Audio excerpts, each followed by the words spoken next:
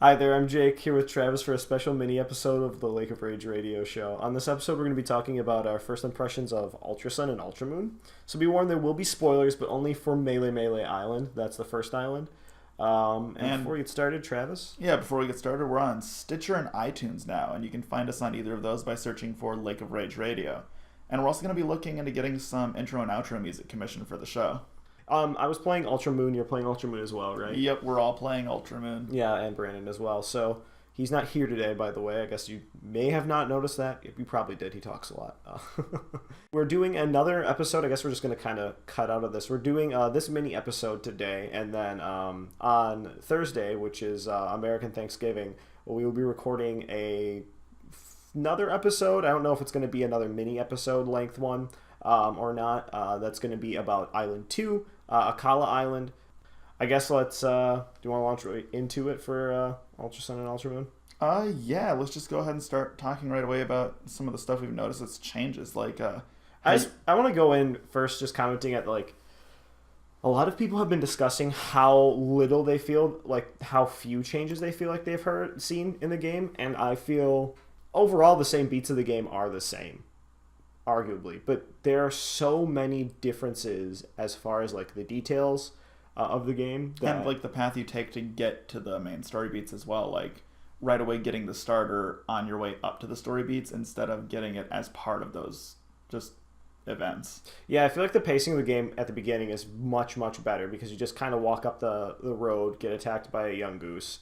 The young goose gets scared away by the 3 starters, and then Kukui gives you the starter right away, which is it's better paced, and it feels better because they break up all of the exposition dump with battles with wild Pokemon, battles with How, etc., etc., etc. And like just choices that the player actually gets some input on instead of here's some exposition dump, here's us leading you around on a leash. As somebody who replayed Sun and Moon a few times for like Nuzlocke runs, I feel like this will make a big difference because instead of just doing like 45 minutes of nothing before you get to choose your starter, like the game actually feels like you're doing something in that time period. So it's less of a pain in the butt. So I hope that's going to make a difference for like replayability.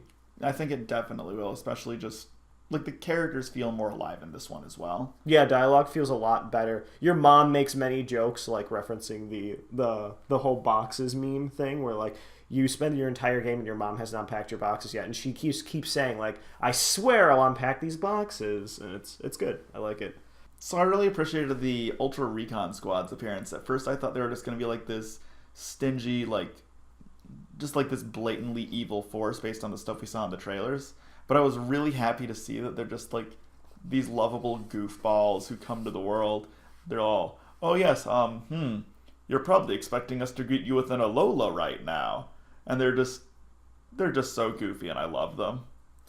I'm pretty neutral on them, to be honest with you. Like, they're cool. I still don't trust them because they use the words, "We're going to like steal the energy from this world or harness the energy from this world to get back our light," and that, I don't know. It seems a little, seems a bit much.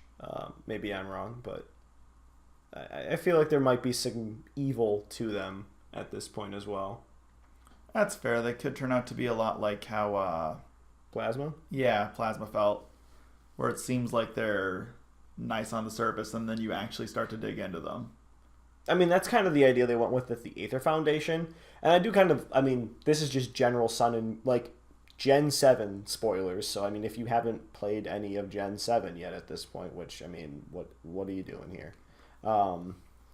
That's kind of what they did in the original game with the Aether Foundation and Team Skull. Was they kind of did a flip-flop of that where Team Skull is like, they're the big bad guys, but actually they're not. And the Aether Foundation really wasn't themselves necessarily evil. They're just following the instructions of their boss. Like, they are a conservation organization, and they do a lot of good stuff. And I guess technically speaking, even like the things that they do that are evil are like, your boss's kid ran away with the like expensive genetic experiment type null that you did. Like, so yeah, of course you'd be against that kid. That kid like went rogue, and you would consider that kid to have joined a criminal organization in Team Skull. You know, like Yeah, clearly stole the family car, ran away, and joined the gang. Yeah, no. So I mean, a lot of like the grunt level stuff, at least, it feels like they didn't know really what they were doing bad, at the very least. I guess speaking of which, so Island 1 then, going through everything. First thing I noticed when you get to the Tapu Koko scene, the difference between that is that, first off, just all camera angles and like character models are far more dynamic. There's a lot more movement. Everything looks a lot less stiff in this game. And the big thing was the Spearow attacking you. Like, the Spearow physically actually attacking you instead of just kind of, like, circling you this time was really neat. And then you even get to battle one of them, which helps break up that entire cutscene, so it feels like you're actually doing something, which is also good. It also helps they have your Pokemon this time, that they can do that. I don't remember if you had it the Nope, first time you this didn't. happened You before. just, like, stood on, like, you just, like, laid over the top of Nebby and was like, okay, here we go, I'm doing the thing. It's like, that's why you get the thing. It's like Tapu Koko was impressed with the fact that even without a Pokemon, you went out of your way to help and like try to stop the Spearows, which I feel like actually narratively is better in the first game for that specific instance. From the player's point of view, it's awful. Like, yeah, no, like just not having a Pokemon that long into the game is ridiculous and takes way too long. That's probably my biggest fault with Sun and Moon. Like, Sun and Moon are probably playing through the first time some of the best games, but on a replay, they're just kind of a slog until you hit it's the worst halfway through the second island. Yeah. Then what was the other thing that happened there? Like, you get attacked. Tapu Koko actually like hits them. You see them getting like hit and thrown around and stuff. It's just really good. Lily responds to you this time. Yeah. And you ask her, like, who are you? Oh, I'm Lily. I'm like, that, I, like, screamed at my DS, like, oh, okay, you're going to answer now. After you ask her 2 times already. Yeah. But, I mean, in the other games, like, you would ask her, like, who are you? And she would just shake her head and be like, this stone is yours. And it's like, listen, that's not what I asked. The battle against Hao didn't really feel that much different, though. No, not at all. It felt largely the same. But moving on from that, like, just trainers in general have different Pokemon. Different Pokemon are findable in the wild, and that's nice. How do you feel about the totem stickers? Totem stickers are interesting, like, because that skips ahead to us being actually in Howley City, where you run into Ilima, and he's sticking stickers on walls, and you talk to him. He's like, Team Skull. Boy, those troublemakers. Those hooligans causing shenanigans. Shenanigans? Shenanigans. Trying to ruin the island challenge for everyone else by taking these stickers off the walls. Which, like, is stupid to me. Like, just from a in-world, like, explanation to the totem stickers is like, the trial captains walk around vandalizing public property by sticking stickers to them.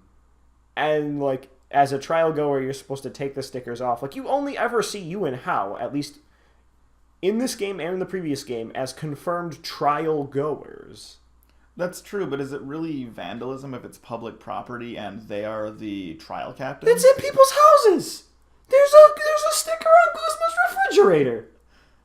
Maybe Guzma's dad was okay with it. He still lives there. He's in the house talking about how he's so disappointed and stuff.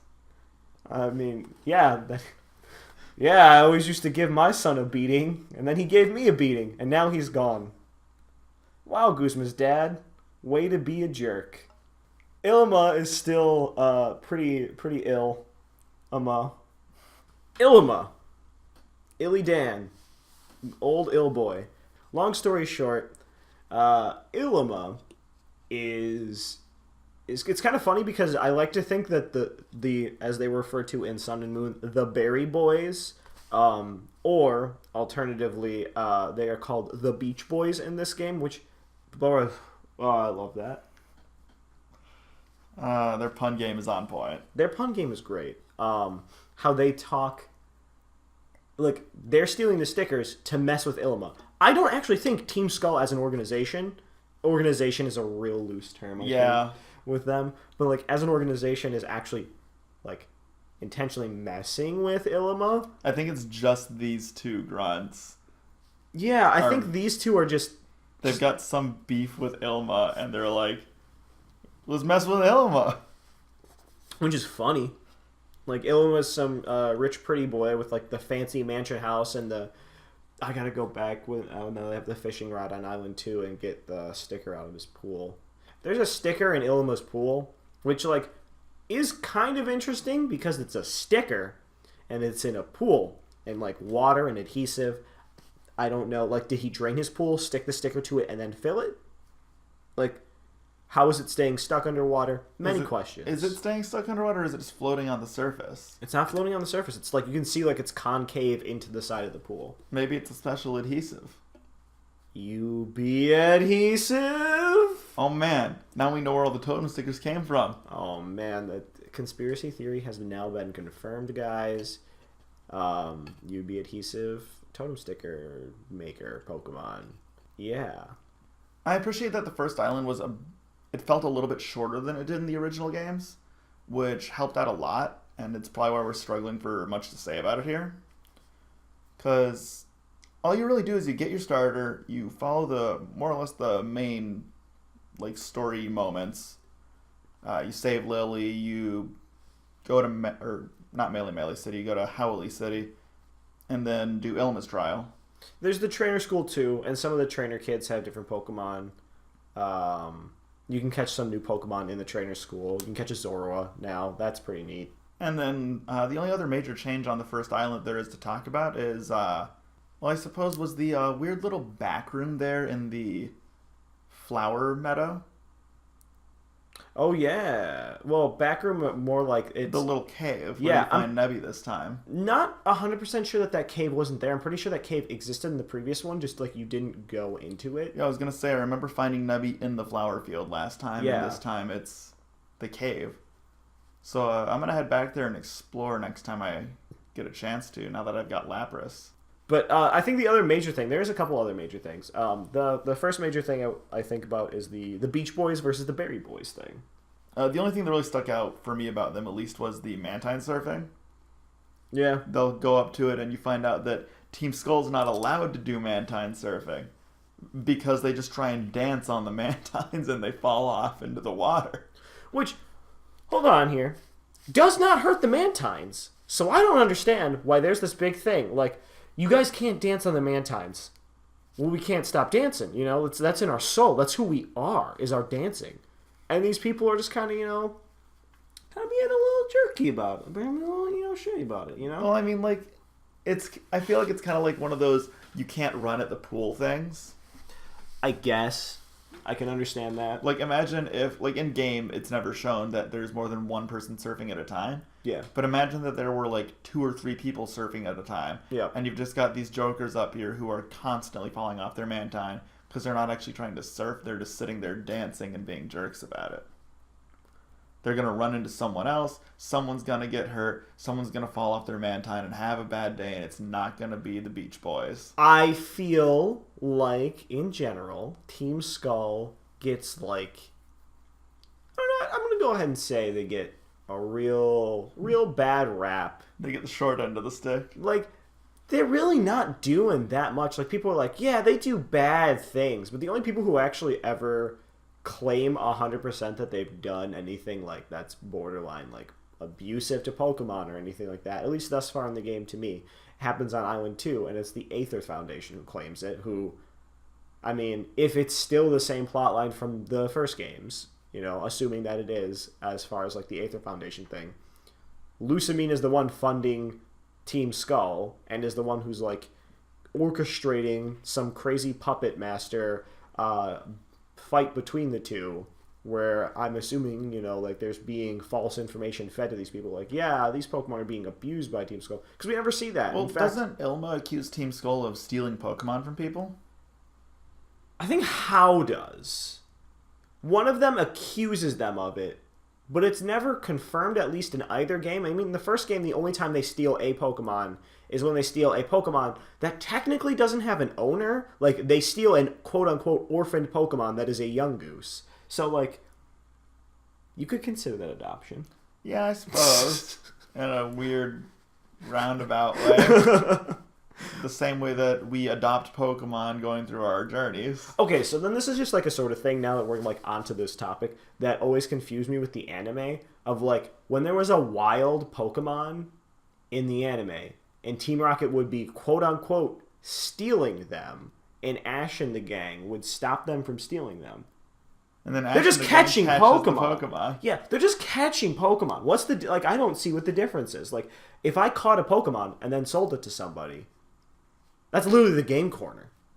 Like that's what the game corner is. Or the Magikarp guy. Or the Magikarp guy, and we all like him. Sort of.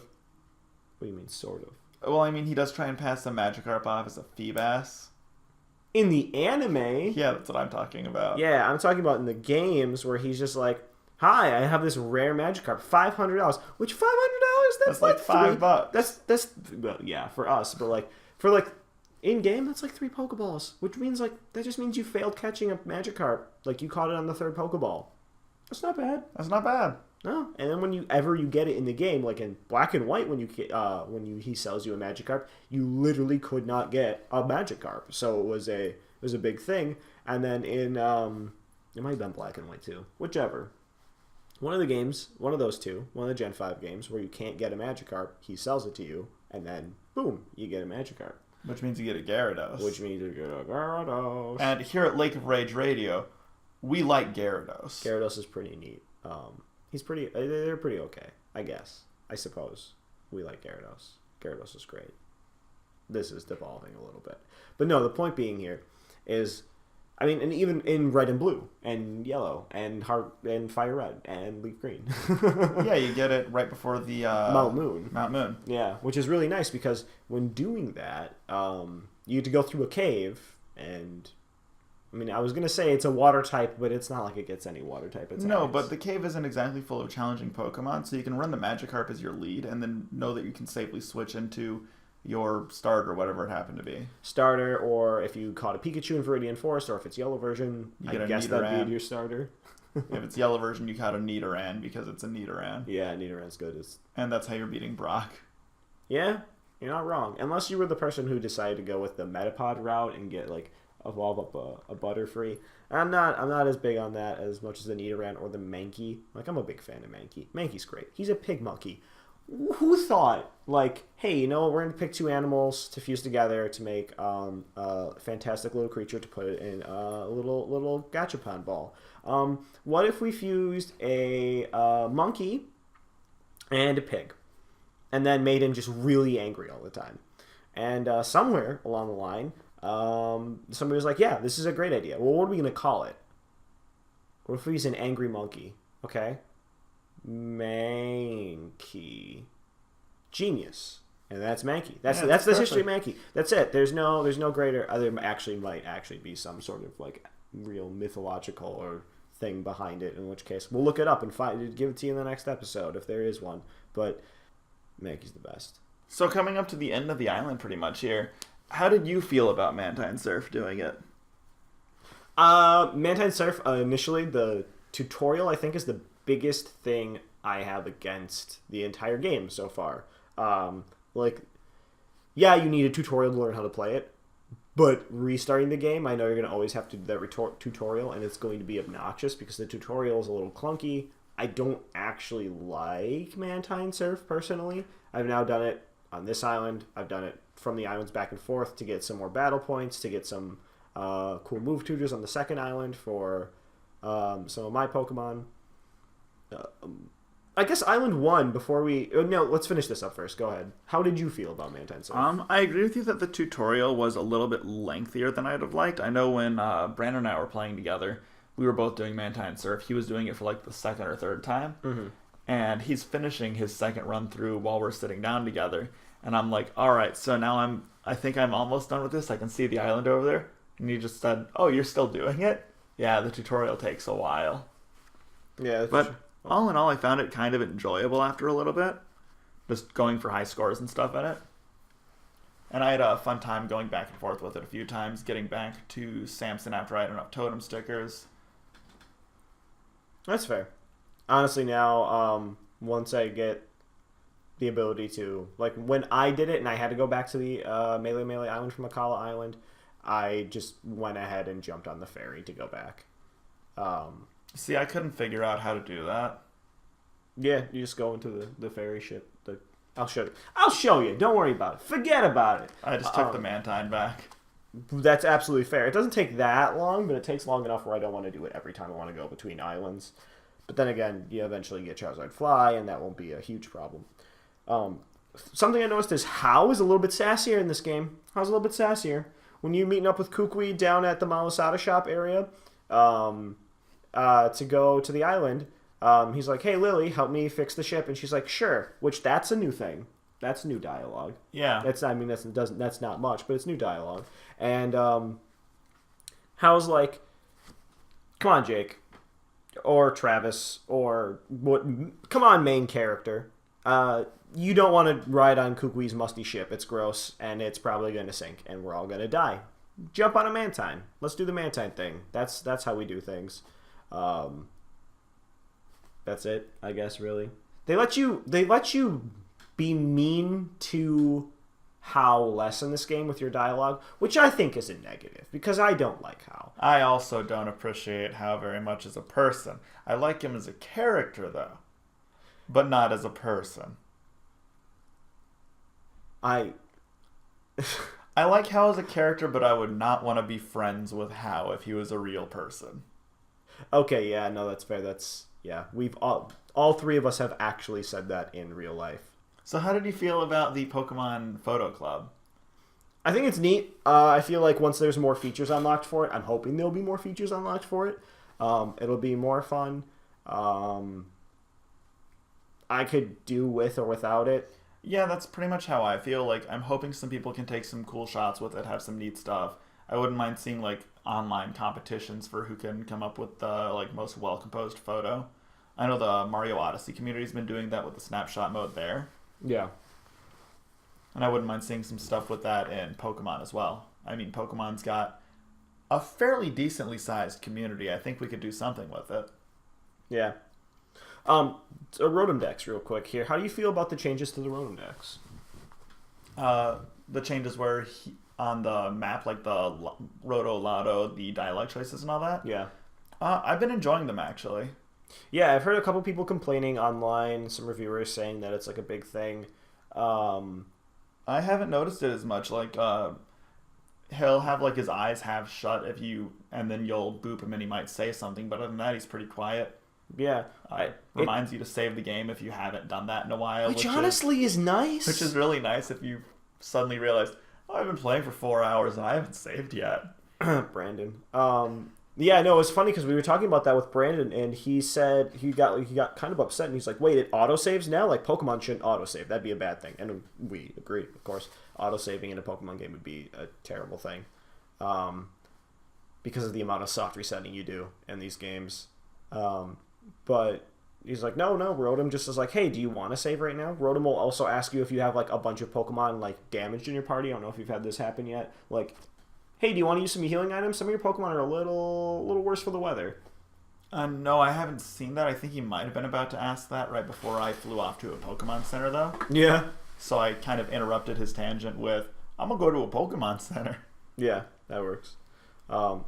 He's asked me a few times when I get out of a Pokemon Center. I'm like, no, Rotom. We fixed this problem. We already did this. Don't worry about it, buddy. You're lagging behind. Just needs a firmware update. Which he reboots and updates his software sometimes in dialogue choices. I don't know if you've seen that yet. He also updates his camera software for the Rotom Find or whatever it's called. The like camera mode where you snap it, play Pokemon Snap. Oh yeah. Yeah, the different upgrades for getting so many thumbs up on your photos. Yeah, again, that's one of those features that I know some people had fun with. I don't care enough to mess with it. I know you were like sitting there like real National Geographicing out Magby the other day when we were all hanging out. Yeah, it was a lot of fun. I feel like they've added more spots you can actually take photos in for it too. Which is necessary. Because if it's as limited as it is, it just needs more. Honestly, like Nintendo Switch is out. If Pokemon could put somebody on a a new Pokemon Snap game. You could do a Pokemon Snap game that only has Pokemon available in the Alola region. You could do a Pokemon Snap game that has, all of them. I don't know, when I say that, I am saying that as somebody who does not know anything about video games and how difficult that would be, programming wise and just logistically wise for gameplay. But also Pokemon Snap itself isn't a super serious game. No, it's very much enjoyment. Yeah, it knows that it's a spin-off and it kind of revels in it. Yeah, so that's the sort of thing I'm hoping we get to see again, but who knows? Real quick, how did your team fare against Hala? Actually, instead of asking that question, ask that question after. What was your team leaving Mele Mele Island? Leaving Mele Mele Island, my team was my starter, which had evolved into a Dartrix. I believe I had caught my Ghastly at that point. I had the Event Rockruff. By the way, don't forget to get your Event Rockruff. Yeah, you can get it. I think it's until January 29th or something like that. But yeah. And I think I might have had one more Pokemon that I'm forgetting here. Meowth. Meowth. I caught a Meowth. Nice. On mine, I used the Pokefinder to immediately get a Bulbasaur when I could. Because I found out, hey, Pokefinder's still a thing in this game. I already have access to it. I wonder what's on Mele Mele Island on Friday, the release day. And so I ended up spending 3 hours trying to soft reset for a good Nature Bulbasaur, which both Travis and Brandon questioned why it's just a gameplay through, to which I honestly have no excuses for. I just wasted 3 hours trying to get a good Nature Bulbasaur and got a okay Natured Bulbasaur and just stopped doing it because I'd spent way too long soft resetting. I also had a Dartrix. No, I had an Ivysaur and a Dartrix because I chose Rowlet. Let's see what else. I had the Rockruff. My Alolan Grimer, because I fell in love with Alolan Grimer in the last game. He's Rainbow, and there's a lot of poisoning going on, and oh boy, totem Pokemon are so much easier to kill when they have been poisoned and they have a slow drain on them, because there is no trainer who is going to be healing them, and it makes it a heck of a lot easier to win those matches. They're also really easy to kill when your Razor Leaf does nothing but crit against them and the Pokemon they summon. That seems pretty good. It was pretty good. That seems pretty lucky. Let's see, what else? There was another Pokemon I had on the team before leaving there. I want to say no, not that. Was the next island. Maybe that was really it. Maybe it was just those guys. Yeah, but overall, pretty solid game. I've heard a lot of people questioning, is it different enough to buy this game? I don't think we're far enough in the game to say that yet. I would say if you are a person who plays Pokemon games and buys Pokemon games on a regular basis, it's probably worth it. Yeah. If you're somebody who the last Pokemon game I played was X and Y, then yes, buy it, because you should have played Sun and Moon to begin with. But I don't know. If you aren't interested in playing competitively at all, if you aren't interested in story changes that much, and you just kind of wanted to be up to date with Pokemon, you maybe don't need to buy this game. I would still probably recommend it too, but I don't know. Yeah, overall, I'd say that it's well worth it. It's a very enjoyable game. Sun and Moon is still probably my favorite generation so far. Yeah, story-wise, these games are really diverse. And, we really haven't seen a story this vibrant since, the Black and White 2 games. X and Y kind of had a story. Yeah, but they felt kind of unfinished. Yeah. There's a lot that just needed to be Sun and Moon were really good, but towards the end, I kind of felt like the post game was a little bit lacking. For sure. And from what Nintendo's claimed, that has been solved with Ultra Sun and Ultra Moon. Yeah, a lot of their release material has been like, hey, there's a lot of extra stuff. I mean, we've seen the Rainbow Rocket stuff in official Teasers. Teasers, that's the word I'm looking for. Thank you, Travis. Official teasers, so I feel like that's definitely something we can be looking forward to. On top of that, I feel like there were some things definitely rushed in Pokemon Sun and Moon.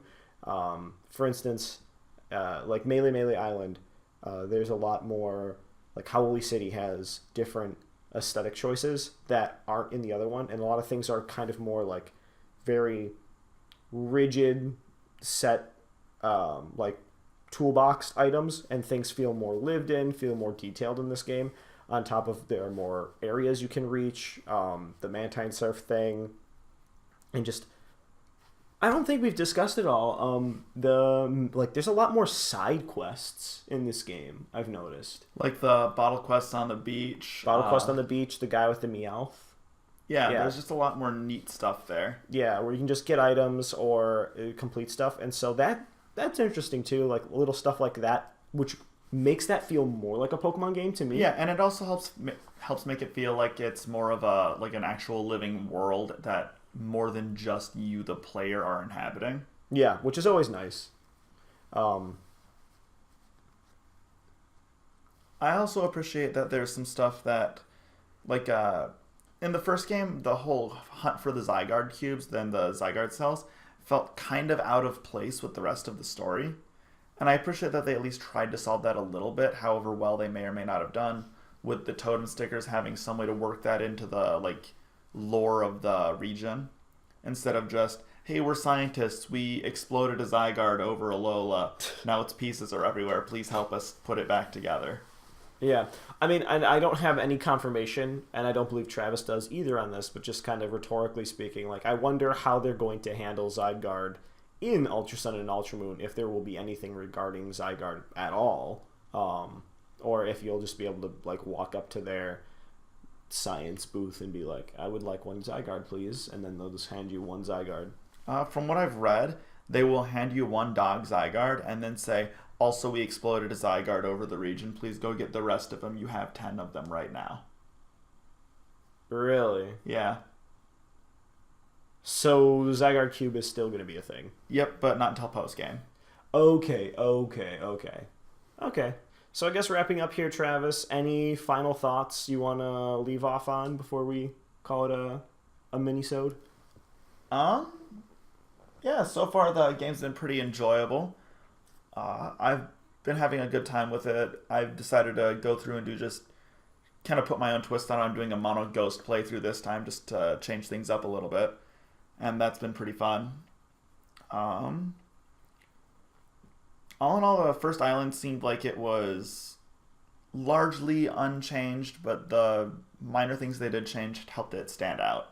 Yeah, I would go ahead and agree with that. Island 1, not super different.